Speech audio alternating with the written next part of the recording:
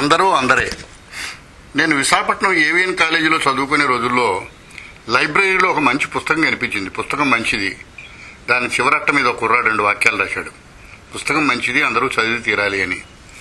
దాని కింద మరో కుర్రాడు రాశాడు, ఇది మంచి పుస్తకం కావచ్చు, కానీ ఇలా దిక్కుమాల కామెంట్స్ రాసి పుస్తకాన్ని పాడు చేయొద్దు అని. మూడో కుర్రాడు ఇంకా తెలివైనవాడు, చాలా క్లుప్తంగా రాశాడు, అతనికి చెప్పి నువ్వు చేస్తుంది ఏమిటి ఫూల్ అని. 4వ కుర్రాడు మరింత తెలివైనవాడు, అతి క్లుప్తంగా 2 మాటలు రాశాడు, ముగ్గురు ఫూల్స్ అని. మన ప్రజాస్వామ్యం అద్దార్ణంగా తయారైందని, నాయకులు పైన చెప్పిన 4 కుర్రాళ్ళకి భిన్నంగా లేరని చెప్పడానికి పార్లమెంటును చూసినా మరి ఏ శాస్త్రసభను చూసినా మనకు అర్థమవుతుంది. తమ ప్రతినిధులుగా ప్రజలు నాయకులను ఎన్నుకోవడంలో ఉద్దేశం సుపరిపాలన. ప్రతిపక్షంలో ఉన్న సభ్యుని కర్తవ్యం కూడా సుపరిపాలనే. పాలకవర్గం తప్పటడుగుల్ని ఎత్తి చూపుతూనే వ్యవస్థ పురోగతికి తప్పనిసరిగా బేషరతుగా బాధ్యతగా విధిగా అడుగులు వేయాల్సిందే. శాసనసభ ఆయా నాయకుల అవినీతి మీద తీర్పునిచ్చే వేదిక కాదు. తమ అక్కసుల్ని వెలగెక్కే రణరంగం కాదు. పాలకవర్గాన్ని నిలదీయడం వారి బాధ్యతలో ఒక భాగం మాత్రమే. పాలన ముఖ్య బాధ్యత. పాలకవర్గానికైనా ప్రతిపక్షానికైనా తప్పు పట్టేవాడికి ఎప్పుడూ ఎదుటి వ్యక్తిలో తప్పు దొరుకుతుంది, చెడగొట్టేవాడికి ఎప్పుడూ కారణం దొరుకుతుంది. పాలకవర్గం నాయకులు ప్రతిపక్షానికి శత్రువులు కానక్కర్లేదు. వారు అవినీతి పరులైతే తీర్పునిచ్చేది ప్రతిపక్షం కాదు ఓటరు. లోక్సభలో ఒక విడత సీజన్లో సభ నడవడానికి 260 కోట్లు ఖర్చు అవుతుంది. ఒక్క రోజుకి ఒక్కో సభ్యునికి 2.5 లక్షలు ఖర్చు అవుతుంది. ఇది ఎవడి బాబు సొమ్ము? వారి కక్షల కోసం వారు ఒకప్పుడు అవినీతి గొడుగు పట్టిన వారిని గుర్తుంచుకుంటే ప్రజల సొమ్మని దుబారా చేసే హక్కు ఎవరిచ్చారు? ఈ నిర్వాకానికి పార్లమెంటు సభ్యులు తమ ఆదాయాన్ని 10 రెట్లు పెంచుకున్నారు. కేవలం లాండ్రీ ఖర్చులకు 50,000.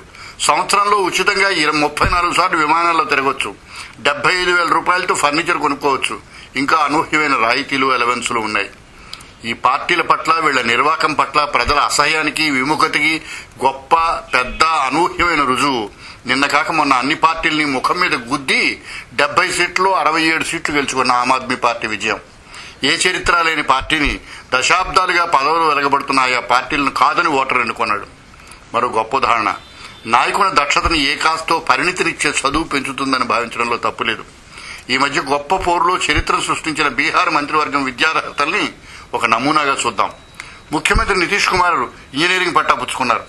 మిగతా 28 మంది మంత్రుల చరిత్ర: ఉప ముఖ్యమంత్రి 9వ తరగతి ఫెయిల్, ఆరోగ్య రవాణా నీటిపారుదల మంత్రి 12 ఫెయిల్, ఆరోగ్య మంత్రి 12వ తరగతి, విద్యుత్ శక్తి మంత్రి 10 ఫెయిల్, మంచినీటి సరఫరా మంత్రి 8వ తరగతి, సాంఘిక సంక్షేమ మంత్రి 12వ తరగతి, భూవసతి మంత్రి 7వ తరగతి, ఎరువుల మంత్రి 10వ తరగతి, విద్యా ఐటీ శాఖ మంత్రి 10వ తరగతి, కార్మిక మంత్రి 5వ తరగతి, పంచాయతీరాజ్ మంత్రి 3వ తరగతి, ఎస్సీ ఎఫ్టీ మంత్రి 12వ తరగతి, పథకాల నిర్వహణ మంత్రి 8వ తరగతి, మైనారిటీ సంక్షేమ మంత్రి 10వ తరగతి, పట్టణాభివృద్ధి మంత్రి 12వ తరగతి, పరిశ్రమ సైన్స్ మంత్రి 10వ తరగతి, టూరిజం మంత్రి 12వ తరగతి, పశుసంవర్ధక మంత్రి 5వ తరగతి, చెరుకు పరిశ్రమ మంత్రి 5వ తరగతి, గ్రామీణ అభివృద్ధి మంత్రి 2వ తరగతి, సహకార శాఖ మంత్రి 3వ తరగతి, కళలు సంస్కృతికి మంత్రి బొత్తిగా చదువుకోలేదు.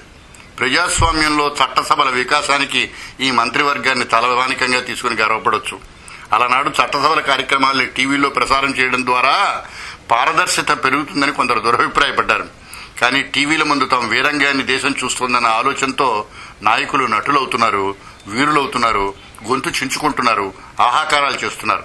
టీవీల్లో ఈ ప్రసారాలు ఆపుచేయడం ద్వారా ప్రజలకు కనీసం నిర్వేదం రక్తపోటును తగ్గించవచ్చన్న ఉద్దేశం. ఇప్పుడున్న పార్లమెంటే ఇంత అధ్వానంగా స్థితిలో ఉండగా కొత్త పార్లమెంటు భవనాన్ని ఇండియా గేట్ ప్రాంతంలో నిర్మించి రెండింటినీ సొరంగ మార్గం ద్వారా కలపాలని సూచన. ఇది తుగ్లక్ వ్యవహారంలో ఛానల్ వెక్కిరించింది.